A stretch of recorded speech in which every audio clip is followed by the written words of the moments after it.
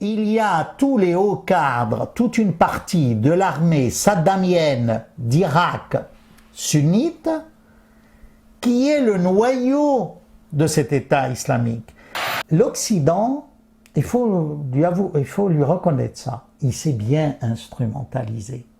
250 km dans le désert, 10 000 hommes s'avancent vers Palmyre, et la coalition américaine avec tous les États n'a pas repéré ces déplacements et les ont laissés. Bah oui, c'est ça. C'est qu'ils sont pour Daesh. Clairement.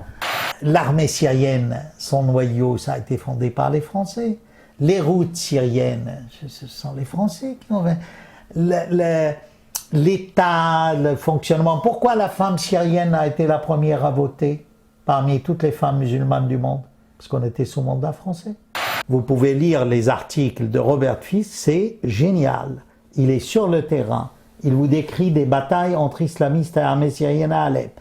C'est un des meilleurs connaisseurs du dossier syrien. C'est pour cela qu'il n'est pas connu en France. Moi, je crois qu'il faut vraiment résoudre ce problème d'antagonisme chiite-sunnite. L'islam ne s'en portera que mieux. Si l'islam évolue vers le bien, ce n'est pas en Arabie Saoudite que cet islam va naître.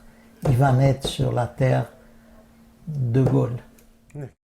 Bonsoir, bienvenue sur la Libre Antenne, donc comme le lundi, mercredi, vendredi désormais de 21h à minuit sur metatv.org, c'est la saison 3 et vous êtes tous au rendez-vous, donc bonjour à la régie, bonjour aux métanautes et ce soir on va accueillir avec nous Bassam Tahan. Bonsoir Bassam. Bonsoir Patrick et bravo pour tout ce que vous faites. C'est la France de la liberté que vous défendez. Ah bah merci beaucoup. C'est le meilleur compliment qu'on puisse nous faire, hein, avec évidemment tous ceux qui nous soutiennent, parce que on va parler ce soir vous en doutez, de la Syrie. Donc évidemment, vous êtes déjà venu ici.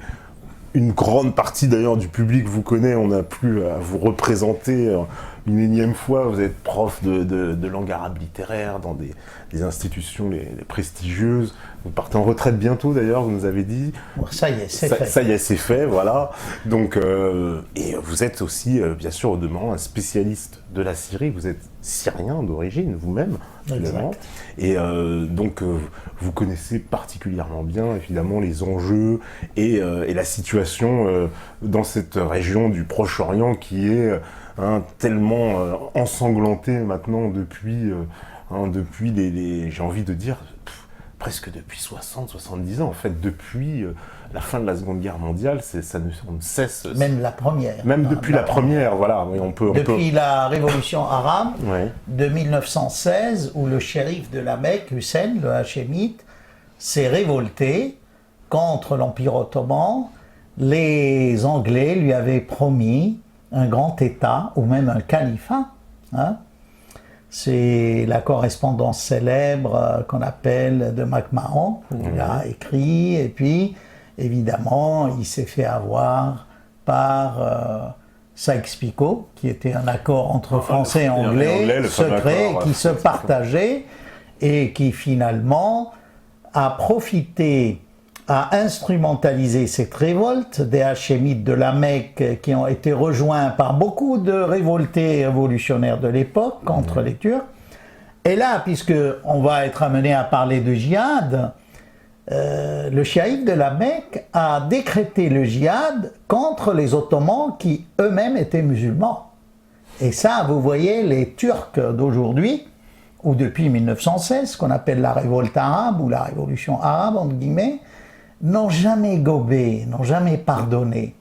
C'est-à-dire ce démantèlement de l'Empire ottoman et l'indépendance de ces pays arabes. D'ailleurs, les frontières de ce monde arabe, de cette partie du monde arabe, remontent à cette révolte de 1916. Tout est parti de là. C'est là un peu qu'on a partagé un peu le monde arabe, puisque finalement, on a créé des États. Alors la Jordanie, l'Irak, la Syrie, l'Arabie Saoudite, qui ont pris leur indépendance. En gros, si vous voulez, c'était les Français et les Anglais au départ qui ont joué le grand jeu au Moyen-Orient, Et puis après, ils ont cédé la place aux Américains.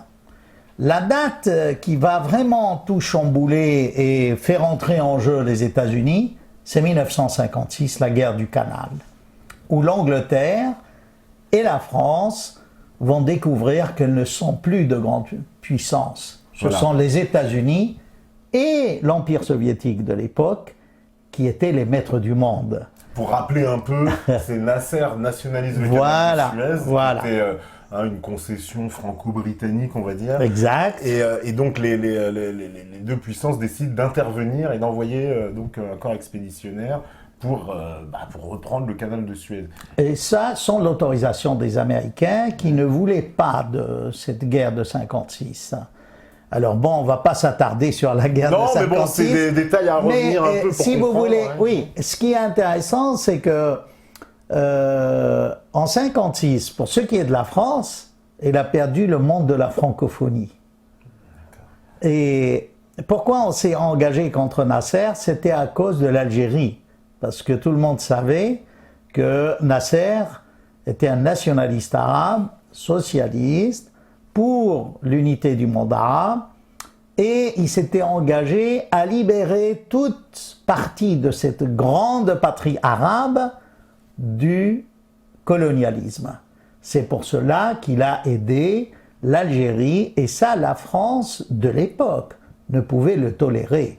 D'ailleurs, elle a essayé de le liquider physiquement, de le neutraliser, on dira aujourd'hui. Neutraliser, il faut utiliser les termes. Voilà, donc le passé socialiste dans la neutralisation a ces titres de gloire, mais ces titres de gloire, malheureusement, qui n'ont jamais réussi.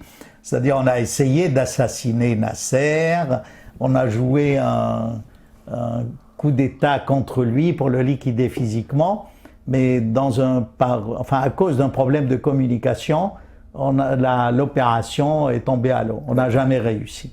Voilà pour l'histoire, si vous voulez, un clin d'œil à la... Mais quand même, justement, on va dire justement la configuration actuelle de ce Proche-Orient, elle trouve ses racines historiques dans ce partage. Exactement. Un peu. Parce que, semble-t-il, déjà, je parle sous ton contrôle, l'Irak, le Koweït appartenait à l'Irak. C'est les Britanniques qui ont décidé de priver en fait l'accès à la mer de l'Irak et de créer une espèce de micro-territoire qui serait entièrement sous leur contrôle. Puis il y a pas mal de... Vous savez, les pays arabes qui mènent le jeu aujourd'hui et qui ont un peu mis la main sur la Ligue arabe, ce sont les pays qui sont les derniers à avoir acquis leur indépendance.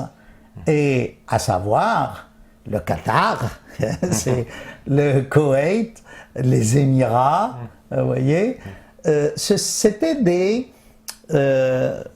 comptoirs britanniques sur la route des Indes.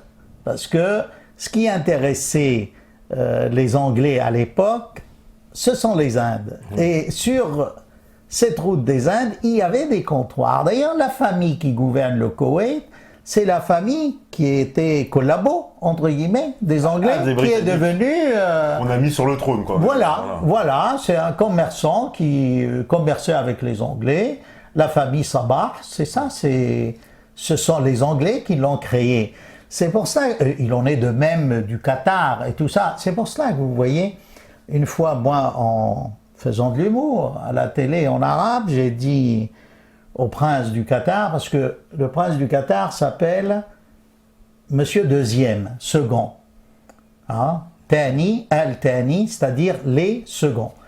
Alors je lui ai dit, vous avez beau être riche, vous êtes second, moi je suis premier, al-Awwal. Pourquoi?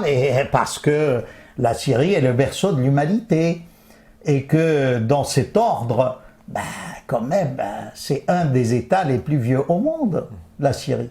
Vous voyez, qu'on est en train de détruire.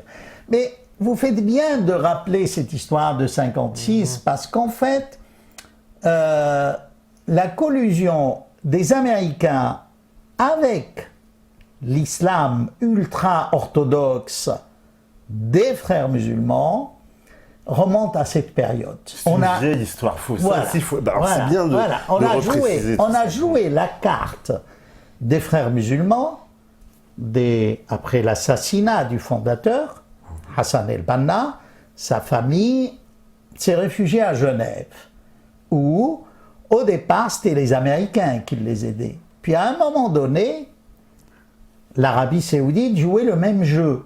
Enfin, je préfère ne pas dire l'Arabie saoudite, parce que finalement, ces Saouds n'ont rien d'arabe. Hein. Parce que quand on lit la grandeur des Arabes et on voit ce qu'ils font, c'est vraiment les ennemis de l'arabité. Il n'y a pas d'autre L'Arabie terme. saoudite, c'est bien donc la famille Saoud qui donne donc son nom à un pays, quoi. Donc, Voilà, c'est voilà. pas commun, ça non plus. Voilà, oui, mais en fait, si ils ont pu s'installer sur cette péninsule arabique, prendre une partie du Yémen, annexer plusieurs territoires, priver les chiites de l'Arabie saoudite d'avoir un État. Vous savez, la plus grande réserve du pétrole en péninsule arabique, sous le règne des Saouds, elle appartient aux chiites. D'accord. Alors vous comprenez pourquoi, par exemple, on a créé le Qatar avec son gaz, un petit État de 180 000 personnes qui a des trillions, et ces chiites qui à l'époque devaient compter au moins plus que les Qataris d'aujourd'hui, c'est-à-dire 300 000, aujourd'hui ils font à peu près de 1 million. Pourquoi on ne leur a pas donné un petit État de pétrole princier? Mais parce que, vous savez, dans le Bureau des Affaires étrangères britannique, il y avait 2 clans. Celui qui était pour les Saouds et celui qui était contre. Et finalement, c'est celui qui gérait les affaires de l'Inde qui a donné son soutien à la famille Saoud. Puis après, les intérêts anglo-saxons ont été acquis par les Américains, et vous connaissez l'accord du Quincy, où contre le maintien de la famille Saoud sur le trône du pétrole, pour 60 ans, les Américains s'étaient engagés. Engage la protection du royaume. Alors, ces Saouds, pendant tout le temps, avant cette crise, n'ont eu de cesse de propager le wahhabisme, une doctrine de l'islam assez étriquée. Hein? En Afrique, dans le monde entier, dans tous les coups d'État. Hein? Parce que ce clan-là était adepte de cette doctrine, c'est ça? Ah oui, parce que les Saouds, pourquoi on les appelle les wahhabites? Si vous voulez, il y a un prédicateur, il y a de ça au XVIIIe siècle, qui s'est marié avec les Saouds au sens propre et figuré, et qui a donné cette doctrine. Les Saouds étaient son bras militaire. D'accord. Hein? Alors c'est une doctrine c'est quoi, un islam très radical, c'est ça? Plus que ultra radical. Ultra radical, qui se fonde sur un théologien déjà du Moyen-Âge, Ibn Taymiyyah, qui excommunie par exemple les Alaouites de Syrie et qui appelle à ce qu'on les massacre, à ce qu'on réduise leurs femmes à l'esclavage. C'est très alors, et vous voyez, nous autres occidentaux, pays de Voltaire, de Rousseau, des droits de l'homme ou de la liberté avec la Fayette aux États-Unis, soutenir pour des intérêts économiques, tout simplement, cela. Et puis après, on s'étonne. Voyez. Et donc, pour comprendre ce qui se passe aujourd'hui dans la région, il ne faut pas oublier cela. Avoir sans cesse à l'esprit que les Américains jouent leur jeu. Jouent double jeu ou multiples jeux. Appelez ça comme vous voulez, jeu pluriel, pour justement leurs intérêts. Et j'irai même plus loin, c'est pour détruire ce monde musulman de l'intérieur. Parce qu'ils ont vu qu'en envoyant des armées, ils ont déclenché. C'est vrai que la guerre d'Irak, c'est le début de ce qui se passe aujourd'hui. Mais suite à cela, ils ont découvert que jouer la carte de l'antagonisme entre sunnites et chiites ça rapportait mieux, était plus bénéfique pour regarder le monde arabe. Comme ça, le monde détruit. s'auto-détruit tout seul, en fait, entre les ce qu'on appelle, alors on parle de croissant chiite pour parler en fait de la... Alors, le croissant chiite, c'est de moi. C'est moi qui ai Ah, lancé c'est vous qui avez terme. lancé. Ah, d'accord. Ah, bah, je savais pas que vous étiez le parrain de cette expression. Ah, bah, voilà. Voilà. Alors, parce que la première fois où j'ai été invité à l'école de guerre en France, Collège interarmé de défense, Ouais. avant que je ne sois nommé directeur de séminaire, c'était un nouveau séminaire que j'ai introduit en 2004, la géopolitique de l'islam dans le monde.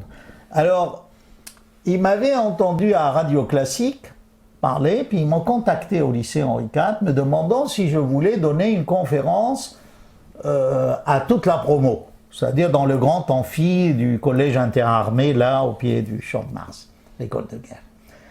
Et j'ai dit, ben, ce sera le croissant chiite. Et vous savez, là-dedans, il y avait beaucoup de colonels saoudiens, jordaniens, du monde arabe. Et ils m'avaient écouté sur ce croissant chiite, et ça ne leur avait pas plu, mais ils ont retenu.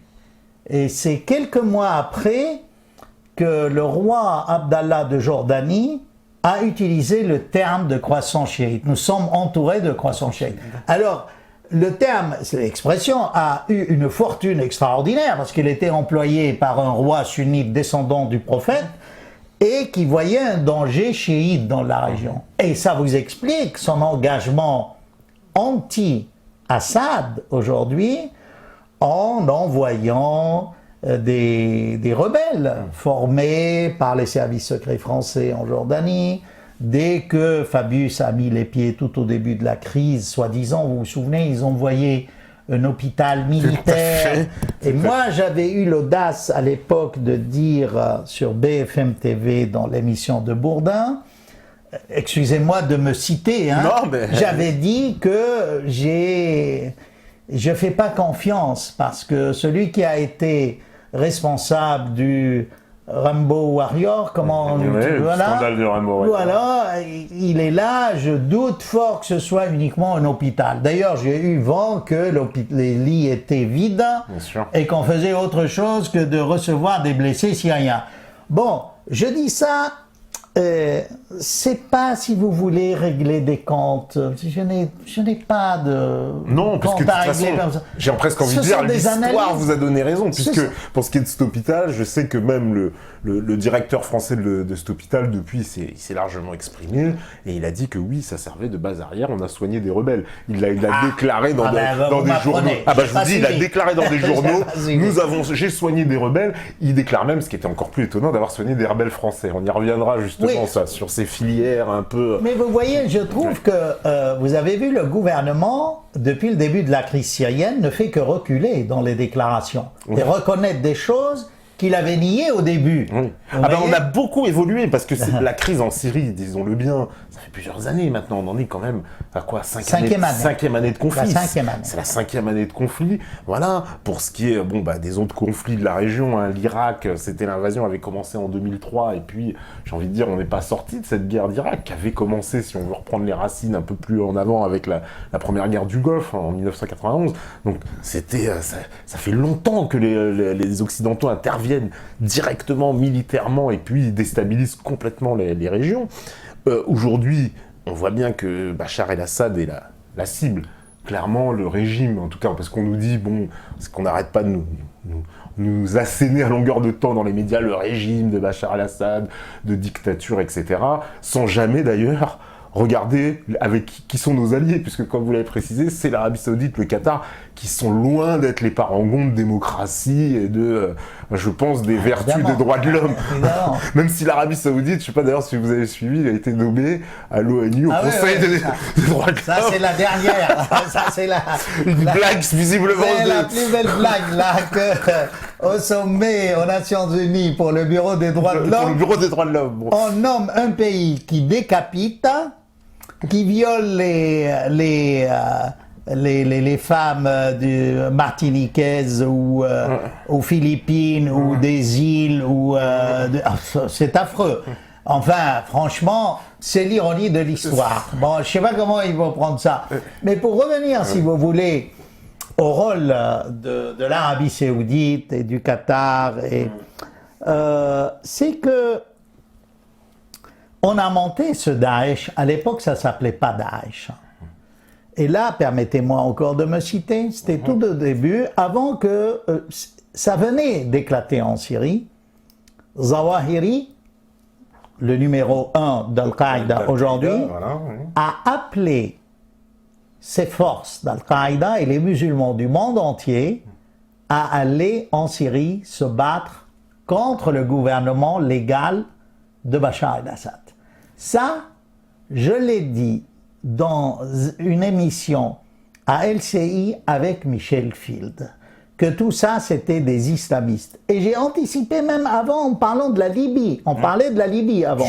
J'ai dit que c'était islamiste. Du conspirationnisme, vous voyez des complots partout, des islamistes cachés partout, etc. Voilà. Pour ne rien vous cacher, récemment j'étais au Sénat dans une réunion avec un parti politique. Et puis un sénateur, après la réunion, me prend comme ça à part et me dit « Mais monsieur Tahan, moi, vous m'épatez, je croyais que vous étiez un homme marginal, comme ça, qu'on écoute de temps en temps sur des télés dissidentes sulfureuses. Hein. Mais en fait, vous m'avez convaincu, je ne savais pas que vous avez été prof par-ci, par-là. Je dis, écoutez... c'est pas moi qui ai dit ça, c'est le sénateur qui présidait qui m'a présenté. Mais là, récemment, on discutait. Pour me discréditer, ils ont essayé de supprimer mon CV sur l'encyclopédie Wikipédia. D'accord. Et puis, bon, ben, ça a échoué. Ben, j'applaudis les gens de Wikipédia qui ont rétabli la vérité. Parce qu'ils avaient mis un bandeau que, comme quoi... ce qui était dans cet article n'était pas sûr. Alors ils ont cherché. Vous faire passer pour un imposteur. Voilà. Mais ça n'a pas marché. Ça n'a pas marché. Bon, ça prouve quand même. C'est pas pour défendre Wikipédia. Hein. Par exemple, je ne vous cache pas, j'ai lu tout l'article Daesh Wikipédia aujourd'hui avant de venir. Il y a beaucoup de choses à revoir. Ceci dit. C'est bien, ils font du bon boulot. Ils laissent tout le monde s'exprimer. Bon, je reprocherais à toutes ces encyclopédies, si vous voulez, libres et populaires, c'est de trop se fonder sur l'écrit et pas assez sur les médias. Parce qu'aujourd'hui, la culture sur toute chose n'est pas forcément livresque. Ce n'est plus le livre, hein. On s'exprime par vidéo, on s'exprime sur site, vous voyez, et ça, c'est très important. Je crois que il faut que les adeptes de Wikipédia s'y mettent à plus s'intéresser à l'audiovisuel qu'aux livres, surtout après le scandale des 2 journalistes français, quoi. Oui. Ça donne moins de crédibilité à tous ces brûlots qui apparaissent. Il suffit d'un événement dans le monde, paf, vous avez un spécialiste des best-sellers politiques qui va vous pondre un truc. Plus c'est fantastique, mieux ça se vend. En plus, tout dépend de qui écrit. Parce que quand c'est Frédéric Ancel, j'ai moins confiance. Tout d'un coup, j'ai moins confiance. Non, mais qu'est-ce que vous voulez? Il y a des gens qui sont, je crois, soutenus par des institutions. Ce n'est pas mon cas. C'est une parole libre, indépendante. Voilà. J'ai toujours été un franc-tireur libre. Sinon, je vous dirais, je serais resté en Syrie si j'étais pas comme ça et gravi des échelons. Même en France, c'est pas mon truc, franchement. Je préfère... j'ai passé ma vie à former des gens, des élèves dont je suis très fier. Ces forces vives, comme disait l'autre. Il vaut mieux construire l'homme que construire autre chose. Hein. Enfin. Et alors justement, vous étiez un des premiers j'ai envie de dire, à mettre en garde, à tirer les sonnettes d'alarme. Bon, nous, on avait reçu aussi ici Thierry Messant, qui lui aussi, pareil, hein, vous tenez absolument le même discours sur Daesh, en nous disant que ce Daesh, forcément, est une créature des services de renseignement de grands pays occidentaux. Ils ne sont pas arrivés là par hasard. Parce que ça, c'est... Alors permettez-moi de donner des dates et des faits. Exactement. Alors, ce Abou Bakr el-Baghdadi, on connaît son histoire. C'est le leader. Voilà, c'est le calife. C'est le calife. Ah, c'est le calife et ce sont... Oui. D'accord. Enfin, il s'est proclamé calife et il a des gens qui le soutiennent. D'accord. Et oui, même ici en France, exemple, on en a. Hein. Vous voyez, j'ai fait plusieurs interventions. Moi, je me fonde sur les textes. Pour vous donner un exemple, comment ces articles encyclopédiques s'écartent un peu de la recherche scientifique. Dites-moi, jusqu'à maintenant, qui cite les discours de ce Baghdadi? Il en a fait, jusqu'à maintenant, d'abord 6 très importants, il y a eu 2 après ajoutés. Voilà, sa production médiatique. Bon, je ne vous cache pas, moi j'ai traduit presque la totalité de ces discours, oralement dans des contributions scientifiques à l'Académie stratégique de Paris, avec M. Rastbin, beaucoup de gens qui... Et ça a été au Sénat sous la tutelle du député Millard, pour qui j'ai grande estime, parce que c'est une grande gueule, et on devrait l'écouter beaucoup plus que cela. Vous voyez. Ou alors, par exemple, ça c'est des textes fondateurs. On voit son programme. Hein. On ne fait jamais référence à ces discours. Vous voyez. On vous parle, oui, il est anti-chiite. Mais non. Allez trouver les citations dans les discours, mettez-les en français et dites-nous ce qu'il dit de Rome, ce qu'il dit, comment il va reconquérir Rome, comment il va... comment va reconquérir Rome. Voilà, que c'est symbolique. Bon, je vous parlerai si vous voulez. Et en parallèle, il ne faut pas oublier aussi les textes fondateurs de Hassan el-Banna, qui est le fondateur des Frères musulmans. Le fondateur le fameux grand-père de Tariq Ramadan. Également, dans ces colloques très scientifiques, hein, j'ai traduit ce qui a été omis dans les traductions d'el-Banna, parce que c'était compromettant. Vous voyez, par exemple, que les chrétiens, il ne faut pas qu'ils arrivent au pouvoir, c'est gentil pour les côtes d'Égypte. Hein. Par exemple, que le djihad, c'est affreux, est un devoir pour tout le monde. Le djihad, c'est un devoir pour tout le monde. Tous les musulmans doivent faire la guerre. Quand vous lisez, ça fait sourire. C'est une idéologie de combat, hein, où il faut islamiser le monde en affirmant que l'islam est la meilleure religion du monde, comme ça. Et ben, Dieu nous demande de convertir et il faut que la lumière de Dieu couvre l'univers, et la lumière du Dieu, c'est celle de l'islam. Alors évidemment, les passages dans les épîtres d'Al-Banna, parce que ça a été traduit, mais les passages dont je vous parle, vous ne les trouverez pas. Hein, on met des résumés, 3 points de suspension. Oui, mais vous savez, toute ma vie, je me suis intéressé au texte. Hein, et pour bien comprendre Daesh ou l'État islamique, les frères musulmans, l'islam, le christianisme, le judaïsme, Confucius, tout ce que vous voulez, il ne faut pas lire les commentaires, des commentaires, le résumé du résumé du résumé. Non. Il faut aller à la source. Voyons les textes fondateurs. Alors, on voit que dans les discours de ce Baghdadi, le nouveau calife, il s'inspire beaucoup de Hassan el-Banna, des frères musulmans. Et en fait, c'est ça qui, au départ, faisait que l'État islamique ou Daesh, on reviendra sur l'appellation, soit en opposition avec le royaume saoudite. Pourquoi? Parce que Daesh ou l'État islamique, tout comme les frères musulmans, croient que le califat est une obligation de l'islam. Il faut avoir un calife, voyez-vous.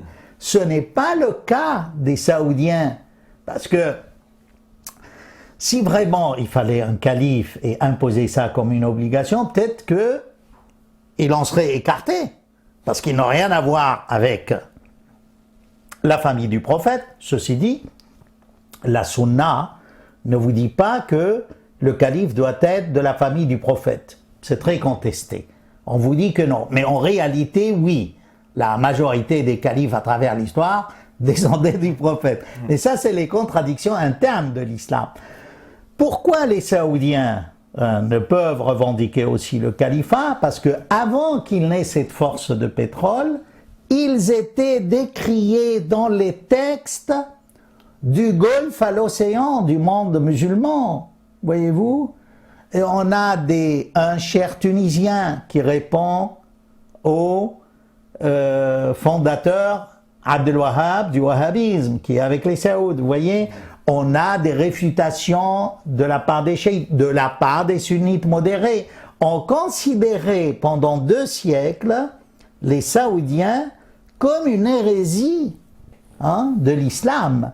Et voilà que, avec le soutien des États-Unis, ils sont aujourd'hui à peu près 35 000 princes à profiter d'une fortune colossale, les revenus du pétrole, avec les États-Unis. Qu'est-ce qu'ils ont fait de cette fortune? Je vous dirais pas grand-chose. Ils ont acheté des armes pour détruire le monde arabe, pour répandre cette pensée ultra-orthodoxe. Je vous donne un exemple. Je vais parler de, que Dieu ait son âme, Nasr Hamid Abu Zaid. C'est un penseur égyptien qui est mort maintenant, paix à son âme, qui a écrit des ouvrages révolutionnaires en exégèse. Ils ont payé les prédicateurs de la mosquée du Caire pour le déclarer comme mécréant, le frapper d'anathème, et ils ont demandé à ce que sa femme soit séparée de lui, parce que comme lui est devenu mécréant, il ne pouvait pas rester en mariage, en lien conjugal avec une musulmane. Et qui à l'époque a défendu Nasr Hamid Abu Zaid? Le barreau des avocats à Damas, pays laïque, a dépêché une délégation d'avocats syriens et arabes pour défendre Abu Zaid. Finalement, le pauvre Abu Zaid est parti en Hollande, où il a été prof là-bas jusqu'à la fin de ses jours, de peur qu'il ne soit assassiné par les fanatiques égyptiens. Donc, vous voyez, le rôle de l'Arabie, du royaume saoudite, est néfaste au niveau de ce faux éveil islamique. Parce que, alors, vous me dites, comment ça se fait que nous, on a laissé faire? Vous savez, on a laissé faire, malheureusement, parce que tous ces pays, que ce soit le Qatar, le Koweït, les Émirats, le Royaume saoudite, ce sont aujourd'hui des puissances financières mais énormes. Ouais. C'est des trillions. Mais je vous dirais, ni ma conscience, ni celle des Français, ni la France ne sont à vendre. Alors, à bon entendeur, salut dans les institutions françaises et les partis politiques. Il y en a assez. On peut gagner de l'argent autrement qu'à vendre notre âme à des pays qui décapitent, qui massacrent les minorités, qui créent... Vous voyez, on est bien maintenant dans de bons draps, là, avec tous ces réfugiés, le problème des réfugiés. Qui nous dit que parmi ces réfugiés, parce que ce calife al-Baghdadi a promis qu'il enverrait contre l'Europe 4000 terroristes. Allez, on dit qu'aujourd'hui, il y a à peu près 800 000 demandes. Ouais. C'est quasiment 1 million. Voilà. On est submergé, alors, c'est le cas de le dire. S'il y a 4000 sur à peu près 1 million, ou bientôt ça va être plus, ils vont se fondre. Je ne sais pas comment... Alors vous avez les faux spécialistes qui vous disent « Mais non, qu'est-ce que vous nous racontez que un vrai djihadiste de Daesh, il a son billet d'avion et tout, il arrive, il va où il veut, c'est pas comme ça, il ne faut pas craindre qu'il y ait une infiltration, non. » Alors, il y a ce printemps, j'ai parlé, moi, de l'affaire des faux passeports syriens. commandent membres de la coalition syrienne, reconnue par la France, dès le début. Oui, la fameuse... Fabrique de faux passeports. Aujourd'hui, le je ne sais qui, journaliste hollandais, a eu son passeport, son faux passeport syrien en 40 heures. Je ne sais plus quel monarque de l'Europe a eu aussi un passeport syrien, illico presto. Bon. Et alors, franchement, là, on ne peut pas dire que dans ce flux de réfugiés, il n'y ait pas une infiltration terroriste. Oui, on peut pas le garantir. D'ailleurs, l'Allemagne commence à faire un peu marche arrière. Elle a établi des...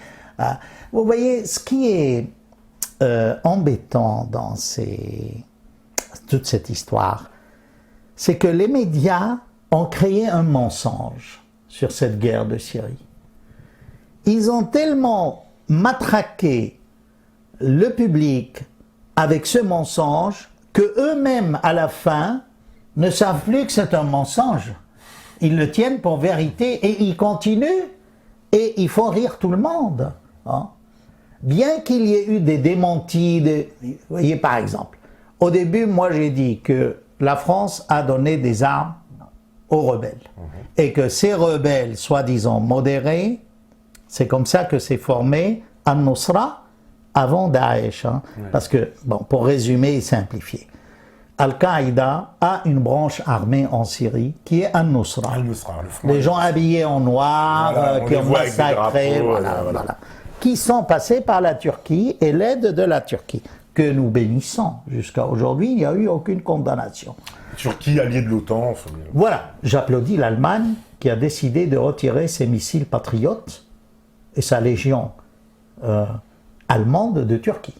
Parce que après que Erdogan s'est attaqué aux Kurdes et non à Daesh, c'était honteux, n'est-ce pas, de garder des missiles patriotes en disant que peut-être Assad va attaquer la Turquie. Voyez-vous? Non. Ça c'est... Alors, donc, à un moment donné, quand Daesh est créé, c'est-à-dire, c'est un acrostiche qui veut dire l'État islamique d'Irak et du Cham. Cham, c'est le Proche-Orient. C'est le voilà. Daesh.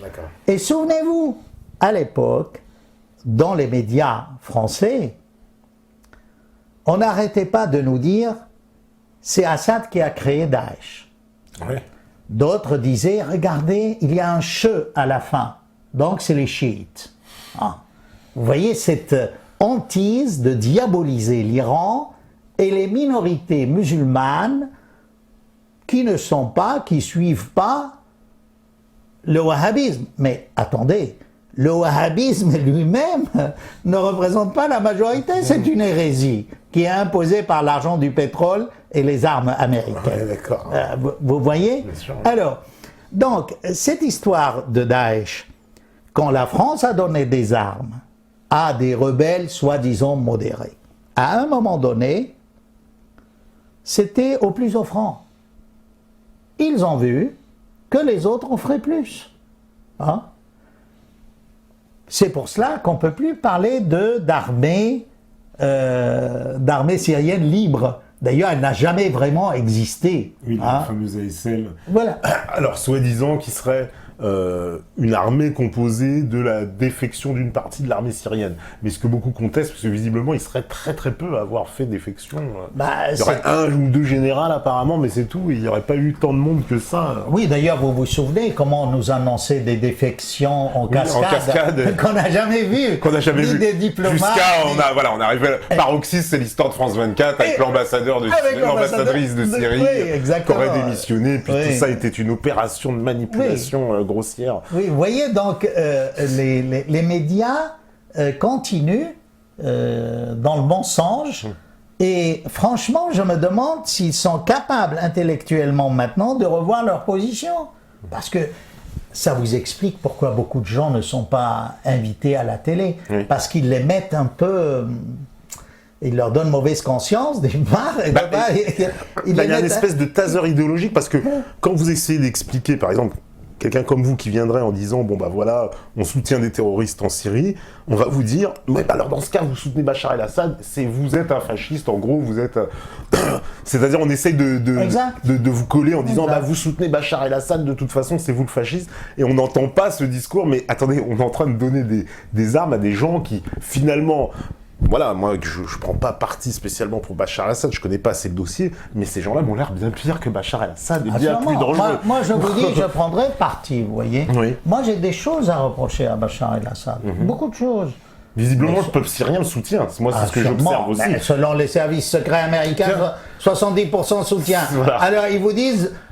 Alors, regardez les déclarations du ministre de la Défense. Daesh est l'ennemi de la France, mais Assad est l'ennemi de son peuple. Ah, la belle formule.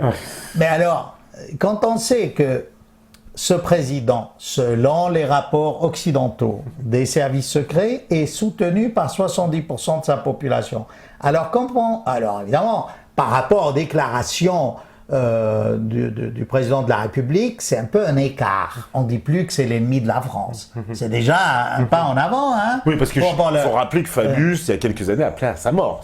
C'est complètement fou en matière diplomatique. Oui, mais il y a quelques semaines, Hollande disait qu'il fallait le neutraliser. Alors, il y a deux écoles. Soit vous dites, sémantique, disons. Soit neutraliser veut dire le mettre de côté. Bon. Soit neutraliser dans le langage des services secrets, la liquidation physique. Voilà. Ah. Et ça explique pourquoi, justement, après ces déclarations, peut-être que la Russie a montré le bout de son nez avec son plus grand sous-marin avec 200 têtes nucléaires, que ne vous amusez pas à essayer de liquider Assad. Et alors, on a beau dire, oui, mais la Russie est prête à lâcher Assad, tout ça, vous savez, est très peu convaincant. Oui, ces déclarations, parce qu'ils sont quand même les champions sur les déclarations de nous dire la Russie dit ça, et puis moi je vais sur les sites d'information russes qui sont traduits en français, j'en ai beaucoup, on a des déclarations absolument contraires, que ce soit le ministre des Affaires étrangères, Lavrov, etc. Je me rappelle au moment des négociations, on lui prêtait, la Russie va lâcher Assad. Au même moment, on lisait que jamais la Russie bougeait pas d'un iota, était droit dans ses bottes, et sa politique était clairement de dire il faut conserver Assad, c'est le seul rempart, justement, le dernier rempart contre, on va dire, ces djihadistes, ces terroristes, je sais pas trop comment ça les appeler. Je peux, moi, essayer de vous blanchir Assad ce soir, si vous voulez, mais brièvement. Alors, le chimique, c'est bidon. Alors ça, oui, ça paraît clair, c'est une... Jusqu'à maintenant... quand j'étais au Sénat ou à plusieurs réunions... Ah oui, on vous le jette à la figure, voilà, cet homme-là... que cet homme a massacré son peuple par le chimique. Jusqu'à maintenant, il n'y a pas l'ombre d'une preuve qui atteste qu'Assad a utilisé le chimique dans Al-Ghouta. Je vous renvoie au rapport du MIT, c'est américain. Oui, puis même il y a eu un rapport de l'ONU. Enfin, bien sûr. Personne n'a pu démontrer sa culpabilité à aucun moment. Après, on vous dit les massacres. Ouais. Quand vous fouillez, vous voyez, là aussi, les médias, ils sont vraiment, c'est un parti pris. Ils sont téléguidés par Al Jazeera, le Qatar, qui n'arrive pas à admettre son échec dans la guerre de Syrie. Ils ont détruit la Syrie, mais ils n'ont pas détruit l'État. Vous voyez, les Syriens sont capables de renaître comme le phénix de leurs cendres. Vous vous attaquez à un des plus vieux États du monde, qui a son peuple. Vous voyez, c'est étonnant cette manière de considérer à la légère Assad, tout ça. Je vous parlerai d'autres choses. Par exemple, pourquoi aujourd'hui les Russes interviennent et d'une manière massive et qualitative? Parce que, prenons les interventions de la coalition à la tête de laquelle il y a les États-Unis qui veulent stopper Daesh. Ça dure depuis plus d'1 an. 1 an et quelques mois. Alors, les résultats sont absolument désastreux. Laissons parler les chiffres. Il y a eu à peu près, je crois, 4500 en gros raids aériens sur 1 an et quelques mois. Vous savez que dans les guerres entre la Syrie et Israël et l'Égypte, mais 1000 sorties, 1000 raids, c'était l'histoire de quelques jours. Il y a eu des milliers de raids, hein, en un mois. Là, 1 an, et on est encore à... C'est pour cela, et là, Ils n'arrêtent pas de se tromper aussi, on n'arrête pas d'avoir des... Ils balancent apparemment des armes et ils disent « Ah bah merde, non, on s'est trompé, on leur a filé les armes ». Essayons de comprendre ce jeu polyvalent des Américains, avec cette histoire de Daesh. Ils ont créé Daesh, ils ont contribué, c'est sûr. D'ailleurs, les responsables américains ne s'en cachent plus. Hein. Voilà. Le général Flint, Wesley Clark, tous ont fait des déclarations. Même Clinton. Même Hillary Clinton. Elle l'a dit, C'est vrai, c'est vrai.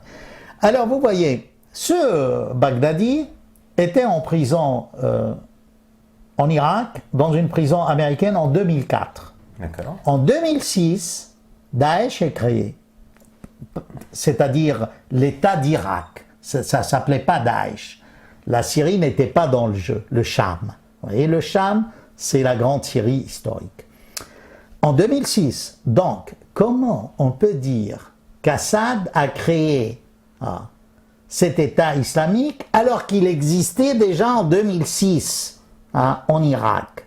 C'est-à-dire quand ils sont arrivés à conquérir une partie de la Syrie et de l'Irak avec l'aide du printemps arabe, du rôle néfaste de la Turquie, là, pour trouver une cohérence dans la logique boiteuse des responsables français et autres, on a dit, ben oui, mais c'est parce que Assad est un dictateur qu'il a fait développer cet islamisme dans son pays. Il a relaxé des islamistes de ses prisons. Bon, admettons, il a relaxé combien? 10, 20 mais là, ils sont combien les islamistes? C'est juste ces dizaines de milliers apparemment. Dizaines de milliers. Alors là aussi, permettez-moi, comme ça, on parle à bâton rompu, c'est plus vivant aussi. Alors on vous dit, tel grand reporter de je ne sais quel journal dit que c'est 10 000. Il évalue les forces de Daesh.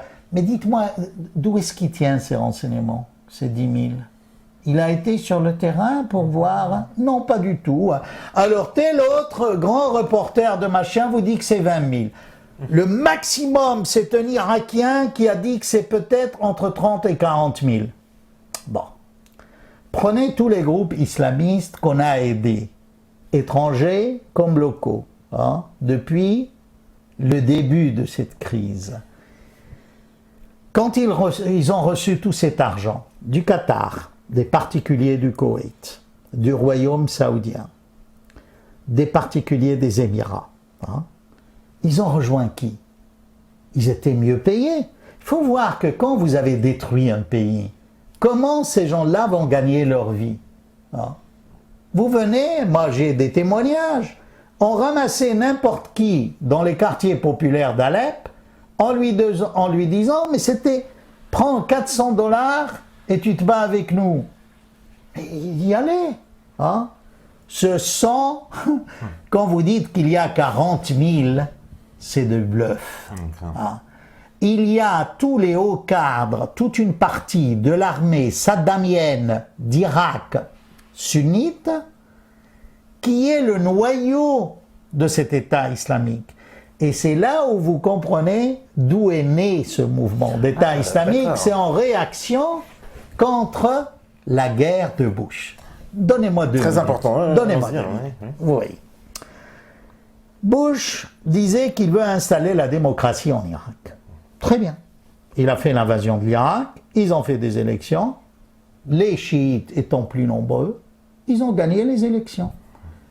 Là, dans la perspective américaine, c'était une grande bêtise. Parce que finalement, eux, qui avaient la stratégie du jeu de domino pour faire chuter l'Iran chiite et le gouvernement Assad, allié des Iraniens, et le Hezbollah, allié d'Assad et des Iraniens, c'était un échec. Puisque le pouvoir américain, finalement, après cette invasion, vient installer la majorité chiite sur l'Irak. Donc, du coup, qui étaient les laissés pour compte?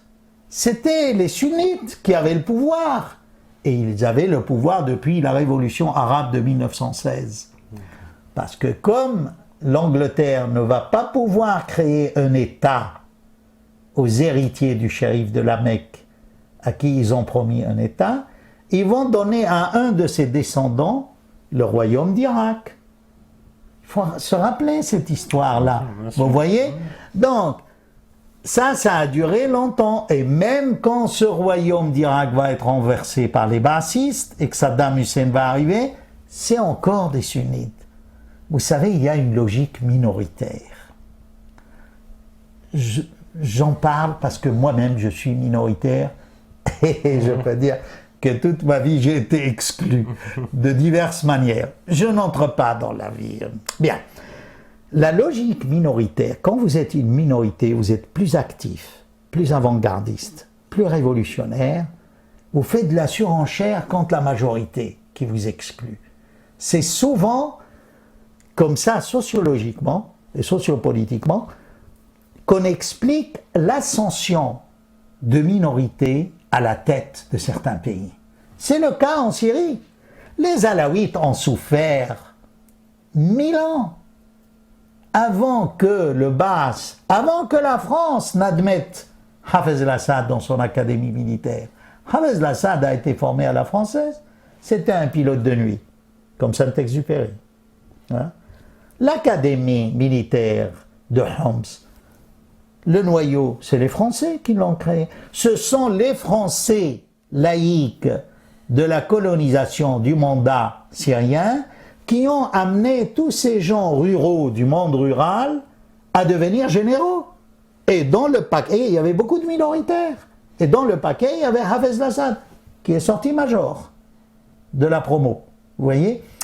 C'en est de même en Irak. Toute minorité se défend. Regardez, je vais vous parler d'une autre minorité, hein, puisqu'on est dans les minorités.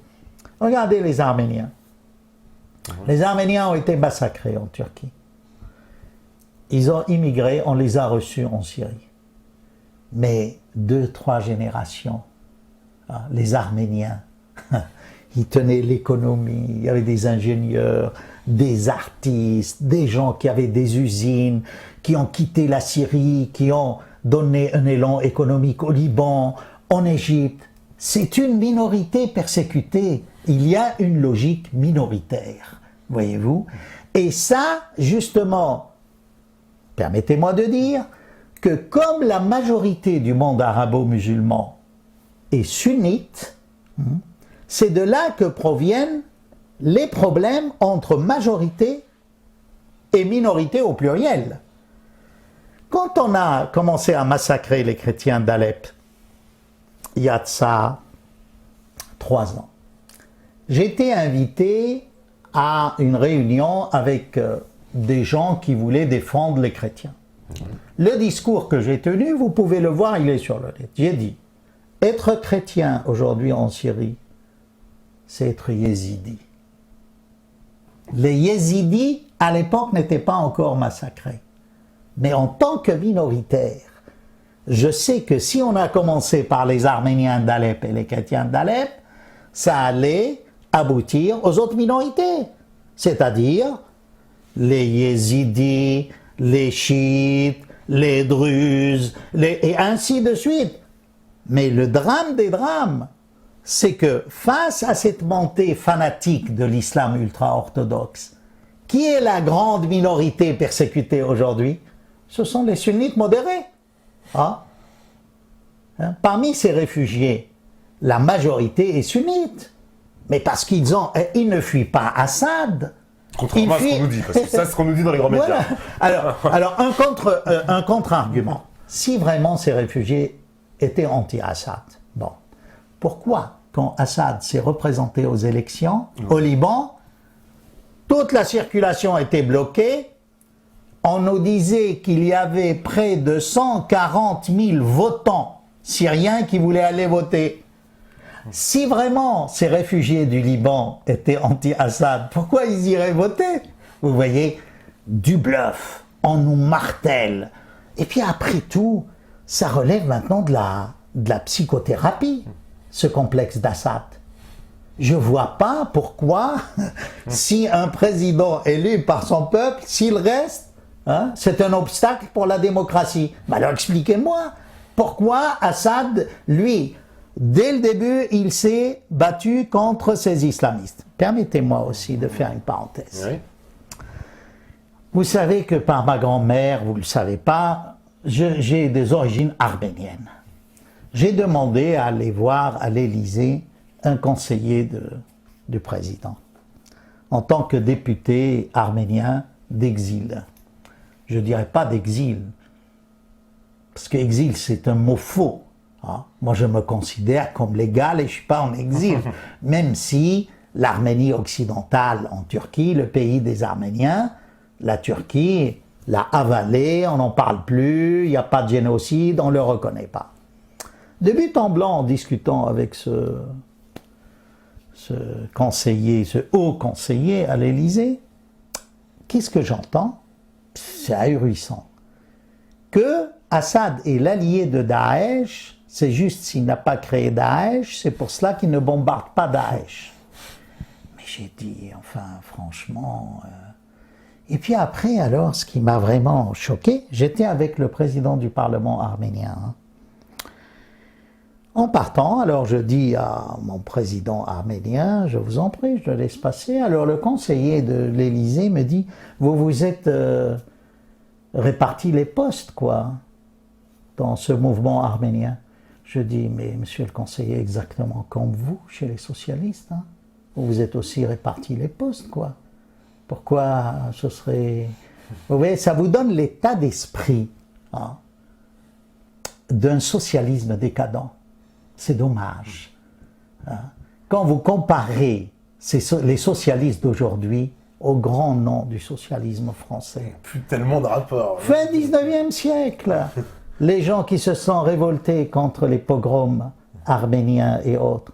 Vous voyez, je crois franchement que le président de la République a encore le temps de redresser la barre concernant ce problème du Moyen-Orient. Mais est-ce qu'il ne faudrait pas pour ça que, j'ai envie de dire, la France arrête de suivre aveuglément les États-Unis pour suivre sa propre politique? Parce que s'il n'y a pas cette rupture-là, clairement, on est toujours dans le sillage en fait de la politique américaine. En plus, on est suiveur. Parce qu'on s'est rappelé l'épisode, c'était quoi, il y a à peine un an et demi, quand voilà, tout le monde était bouillant pour une intervention militaire. La France, oui, on va y aller. Sauf qu'on attend l'aval des États-Unis, aval qui n'est pas venu puisque la Chambre des représentants là-bas a dit niet, on n'envoie pas les GI là-bas. Donc du coup, Obama a dit bon bah non, il n'y aura pas finalement d'intervention. Ils ont découvert que l'affaire du chimique était bidon. Ah bah, c'est parce qu'ils pouvaient pas. Remarquez, ils ont bien conquis l'Irak sur des avec. Ils nous ont présenté la fiole de piste comme il dit Jezzo à l'Assemblée, bon, devant tout le monde. Hein, Colin Powell. Ouais. C'est une affaire qui est débloquée. Et pourtant, il y a encore des gens d'ailleurs, c'est-à-dire, normalement, on ne devrait plus du tout avoir confiance dans ces propagandes de guerre. Je veux dire, après avoir vécu ce qu'on a vécu avec l'Irak, normalement, on devrait regarder à deux fois quand on nous parle de la Syrie, en se disant, attends, vous nous avez raconté les mêmes choses sur Saddam Hussein, c'était le grand méchant loup. Vous voyez, moi, mon appréciation de l'invasion de l'Irak, c'est quelque chose de très important. Oui. Parce qu'il a ouvert la porte à tout ce qu'on vit aujourd'hui. Oui, tout à fait. Jamais on a vu des milliers d'hommes débarquer. Regardez la bataille de l'aéroport de Bagdad. Ils ont utilisé des bombes interdites qui bouffaient l'oxygène. Enfin, je ne sais pas quel est le nom scientifique. Ça ressemble beaucoup, n'est-ce pas, à des mini-bombes, des bombinettes armement nucléaire. Ils ont détruit, je crois, à peu près 12 000 hommes en une nuit. Parce que il y a eu un appel de la direction du quartier général irakien à tous l'élite, la garde républicaine, d'aller défendre l'aéroport. Tout le monde s'est précipité là-bas et les Américains les ont arrosés de quelques bombes. Le nom va me revenir. Vous voyez, ça carbonise le corps, quoi, sans détruire les structures. Mais ils ont fait pire. Parce qu'ils n'ont pas détruit les structures de l'aéroport, mais ils ont détruit l'État irakien. en limogeant toute l'armée. Oui. Ça vous explique Ça, la c'était réaction sunnite. Décision de Paul Bremer, qui était le gouverneur nommé après l'invasion de l'Irak par Bush. Un gouverneur au CV assez rempli, sioniste, pote accessoirement du gouvernement israélien. Enfin bon, on nomme cette personne-là. Et lui, il prend la décision à l'époque complètement folle de dissoudre l'armée irakienne. Du jour au lendemain, il dit c'est terminé. En gros, il y a 200 000 hommes qui se retrouvent sur le carreau comme ça, dont beaucoup avec leurs armes en plus. Donc c'est aussi un peu compliqué comme situation. Non, mais il y avait des caches d'armes et apparemment les Américains ne se sont pas rendus compte de tout l'emplacement des caches d'armes. Voyez-vous, et ça pouvait nuire à la campagne présidentielle de Bush, mais finalement les gens l'ont réélu. Mais il y avait beaucoup d'erreurs dans cette guerre d'Irak du côté de l'armée américaine. Vous savez, ils ont envoyé des soldats, ils ont utilisé du plutonium contre les tanks de Saddam. Aujourd'hui, d'ailleurs, en conséquence, des enfants, etc., déformés. Même etc. sur l'armée américaine. Oui. On vous dit, sur 400 000 qui ont participé, il y a au moins 80 000 soldats qui souffrent de ce syndrome de la guerre d'Irak. Voilà, qu'on appelle syndrome de la guerre du Golfe, d'ailleurs. Voilà. Dénommé pas comme tel par les Américains eux-mêmes. On va faire une petite pause, puisque c'est juste l'heure. On va revenir dans cette interview hyper intéressante pour comprendre ce Daesh, cette problématique de la guerre en Syrie, parce que vous voyez bien que c'est un problème très compliqué avec l'Irak. Et on parlera aussi du Yémen, pour comprendre un peu tous les enjeux qui sont en train de se jouer en ce moment dans cette région. La régie, elle est prête, comme d'hab, pas de souci. À vous, la régie.